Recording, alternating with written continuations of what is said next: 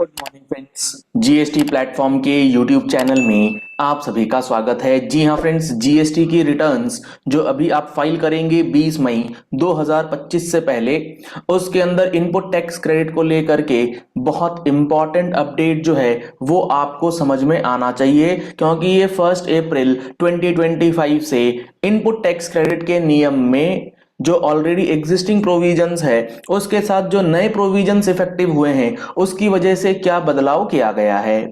तो आप लोग अगर जीएसटीआर 3B की प्रिपरेशन कर रहे हैं और इनपुट टैक्स क्रेडिट का कैलकुलेशन कर रहे हैं तो उसमें इस पॉइंट का कंसिडरेशन जो है वो बेहद इंपॉर्टेंट है।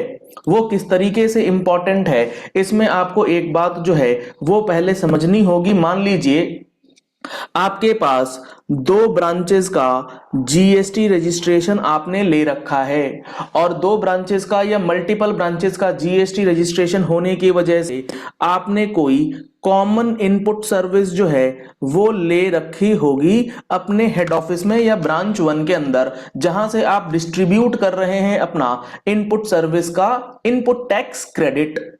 आपने बेसिकली, मैं बता रहा हूं कि आपने एज आईएसडी जो है वो रजिस्ट्रेशन करा रखा है। अब मान लीजिए यहां एक पर्सन है एबीसी, इसने हेड ऑफिस का आईएसडी रजिस्ट्रेशन करा लिया है 1 अप्रैल 2025 से। इसका एक बिजनेस जो है वो एज आईएसडी रजिस्टर्ड है और इसके पास मल्टीपल बिजनेसेस अवेलेबल हैं। इसका यहां पर है ब्रांच 1, इसका यहां है ब्रांच 2 एंड ब्रांच 3। अब यहां पर प्रॉब्लम क्या है और इसका प्रोविजन क्या दिया है गवर्नमेंट ने, इस बात को समझिएगा। इस हेड ऑफिस से कुछ कॉमन इनपुट सर्विस जो है वो प्रोक्योर कर रखी है। लेट सपोज एडवर्टीजमेंट की सर्विस इसने प्रोक्योर करी है और ये एडवर्टीजमेंट की जो सर्विस है वो रिलेटेड है ब्रांच 1 से भी, ब्रांच 2 से भी, ब्रांच 3 से भी। अब होता क्या है ऐसे केसेस में, जो ये हेड ऑफिस है ये इनवॉइस जो बनाती है इस कॉमन इनपुट सर्विस का, इसका जो सप्लायर है यानी कि जो ये एडवर्टीजमेंट कंपनी है, ये जो सप्लायर ऑफ एडवर्टीजमेंट सर्विस है, वो इनवॉइस इशू करती है normal tax invoice in the name of head office और GSTN of head office. Supplier जो आपका एडवर्टीजमेंट वाला है वो अपनी जीएसटीआर 1 भरेगा।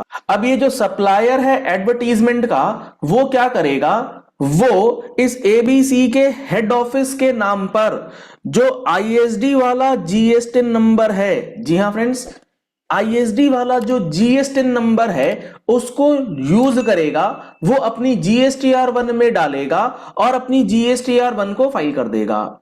जैसे ही सप्लायर अपनी आईएसडी वाले जीएसटीएन के साथ रिटर्न फाइल करेगा तो ये जो हमारा एबीसी का हेड ऑफिस है इसके पास जीएसटीआर 6A में वो इनवॉइसेस जो है वो रिफ्लेक्ट होने लगेंगे और जीएसटीआर 6A के बेसिस पर अब हेड ऑफिस क्या करेगा, हेड ऑफिस जो है अपने ब्रांच 1, ब्रांच 2 और ब्रांच 3 को जो भी इनपुट टैक्स क्रेडिट एट्रीब्यूट करना है, ट्रांसफर करना है, वो कर दिया जाएगा। मान लीजिए हेड ऑफिस के पास 10,000 का इनपुट टैक्स क्रेडिट आया है एडवर्टीजमेंट सर्विस पे जो कॉमन है और ये तीनों इक्वली जाना है 3 ब्रांचेस को।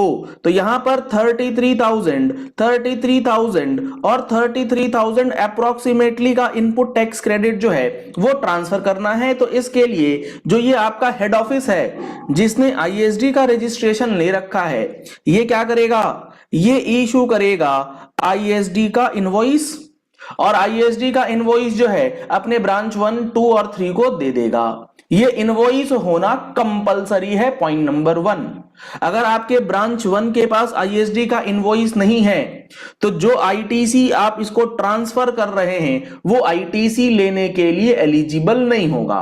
तो आपको आईएसडी इनवॉइस जो है वो एज पर रूल 54 बनाना मैंडेटरी है। सिमिलरली फॉर ब्रांच 2 आपको आईएसडी इनवॉइस बनाना मैंडेटरी है एंड सिमिलरली फॉर ब्रांच 3 आपको आईएसडी इनवॉइस बनाना मैंडेटरी है।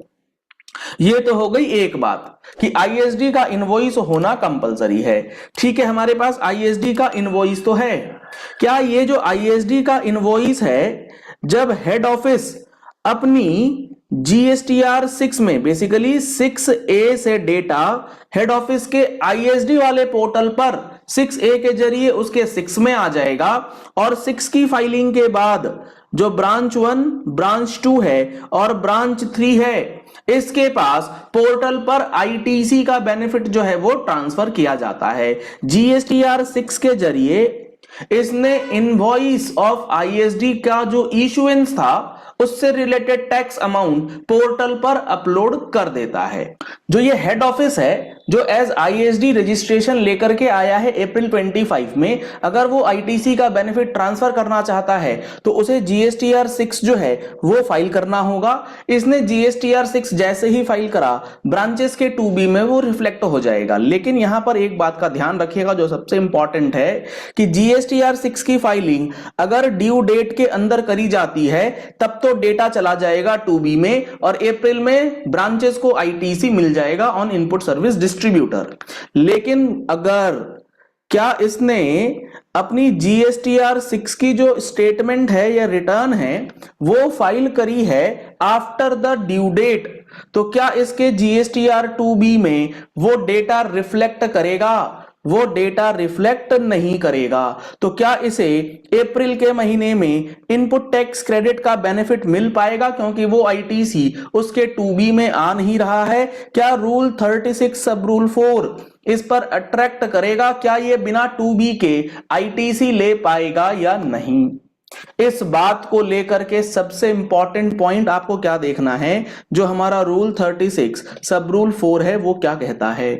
रूल 36 सब रूल 4 कहता है कि no input tax credit shall be availed by a registered person in respect of the invoices और debit notes the details of which are required to be furnished under section 37(1).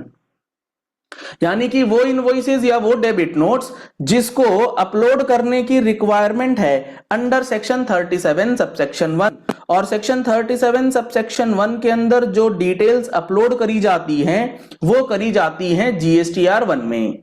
GSTR 6 जो ISD वाला file करता है वो section 37 subsection 1 में cover नहीं होता है, पॉइंट नंबर 1।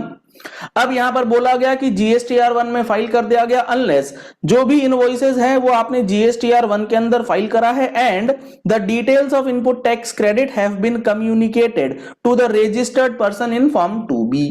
तो बेसिकली रूल 36(4) कौन से वाले इनवॉइसेस के ऊपर एप्लीकेबल होता है, ये कौन से वाले डेबिट नोट्स के ऊपर एप्लीकेबल होता है? सिर्फ और सिर्फ उन इनवॉइसेस या उन डेबिट नोट्स के ऊपर which are required to be furnished in section 37 subsection 1। तो बेसिकली मैं कहना क्या चाह रहा हूं, मैं बताना ये चाह रहा हूं आपको कि अगर आपके आईएसडी वाले हेड ऑफिस ने अपनी जीएसटीआर 6 बाद में भी फाइल करा है, आपके 2B में आईएसडी का क्रेडिट नहीं भी आ रहा है तो भी आप उसका इनपुट टैक्स क्रेडिट जो है वो क्लेम कर सकते हैं, क्योंकि 2B आपके ऊपर एज फॉर आईएसडी क्रेडिट जो है वो एप्लीकेबल नहीं होगा। वो सिर्फ और सिर्फ उन इनवॉइसेस या उन डेबिट नोट्स के ऊपर एप्लीकेबल होता है जिसकी डिटेल्स सेक्शन 37 सबसेक्शन 1 के अंदर अपलोड करने की रिक्वायरमेंट है। सिमिलरली अगर आपका कोई बिल ऑफ एंट्री है तो क्या बिल ऑफ एंट्री आपके 2B में आना मैंडेटरी है? कोई मैंडेटरी नहीं है, क्योंकि सेक्शन 37 सबसेक्शन 1 के अंदर बिल ऑफ एंट्री अपलोड करने के कोई प्रोविजंस नहीं है। अगर आपने कोई सेल्फ इनवॉइसिंग करा है रिवर्स चार्ज मैकेनिज्म से रिलेटेड, क्या आपके 2B में आएगा? वो कभी आएगा ही नहीं, क्योंकि सप्लायर अनरजिस्टर्ड है, आपने खुद से सेल्फ इनवॉइसिंग करा होगा। लेकिन अगर आपने कोई आरसीएम का इनवॉइसेस ले रखा है जिसका टैक्स इनवॉइस जो है सप्लायर इशू कर रहा है अंडर रिवर्स चार्ज, क्या वो 2B में आना चाहिए? यस, ये 2B में आना चाहिए, क्योंकि इसकी डिटेल्स जो है सेक्शन 37 सबसेक्शन 1 के अंदर सप्लायर जो है वो अपलोड करता है। तो यहां पर अप्रैल 25 की जो जीएसटीआर 3B जानी है उसमें ये बेहद इंपॉर्टेंट चेंज अप्लाई हो चुका है। तो आपको इनपुट टैक्स क्रेडिट क्लेम करने के लिए अब 2 वर्किंग्स करनी होगी। नॉर्मल आईटीसी का 2B और स्पेशल आईटीसी के 2B का प्रोविजन क्या है, और दोनों को सेग्रीगेट करके चेक करना होगा कि किसके लिए 2B एप्लीकेबल है और किसके लिए 2B एप्लीकेबल ही नहीं है। चलिए इस वीडियो को यही एंड करते हैं। आशा करते हैं आपको ये पूरा डिस्कशन जो है वो पूरे चेन के साथ समझ में आ गया होगा। अगर आप इन ऐसी ही एनालिसिस और प्रैक्टिकल वीडियोस पूरी डिटेल्ड के साथ सीखना चाहते हैं जीएसटी के एक एक प्रोविजंस और रूल्स के साथ, तो आप हमारा जीएसटी का फुल कोर्स ज्वाइन कर सकते हैं, जिसके अंदर आपको 180 आवर्स प्लस की क्लासेस जो हैं वो प्रोवाइड की जा रही हैं। इसके लिए आप हमारा mobile application GST platform download कर सकते हैं। आप हमारी वेबसाइट web.gstplatform.com विजिट कर सकते हैं। पूरी कंप्लीट इंफॉर्मेशन आपको वहां पर अवेलेबल करा दी गई है। पहली बार आए हैं हमारे यूट्यूब चैनल पर तो आप हमारे चैनल को फॉलो कर लीजिए, सब्सक्राइब कर लीजिए नोटिफिकेशन बेल के साथ ऐसी ही इंपॉर्टेंट वीडियोस के लिए। Thank you and have a nice day.